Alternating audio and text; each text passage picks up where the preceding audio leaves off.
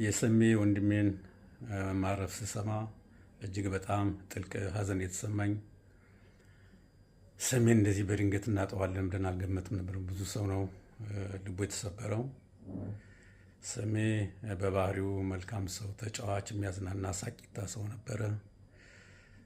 ከኔ ጋር በአልበም ደረጃ አንድ አልበም ሰርተናል አብረን። ከዛ በተረፈ በተቀባይነት በተለይ በዛ በድሮ ዘመን የእናቱ ይርጋን የእናቱ ባህሩን ስንሰራ የነ ማሪቱን የነ ዳምጦ አየለን አልበም ስንሰራ ብዙ የባህል ስራዎች ስንሰራ ከጎን የሆኑ በተቀባይነትና በአንዳንድ ነገር እየረዳኝ ሲረዳኝ የኖረ ሰው ነው። ሰሜ በተለይ ደግሞ እኔ በታመምኩበት ሰዓት እዚህ እስራኤል ሀገር ከጓደኞቹ ጋር አብሮ ውቅያኖስና አየር አቋርጦ መጥቶ እኔን የረዳ ሰው ነው። ለእኔ ዝግጅት ያደረገልኝ ሰው ነው እና ሁሌም ከልቤ አይጠፋም። ሰሜ ያያ ነፍስህ በሰማይ በገነት ኑርልን።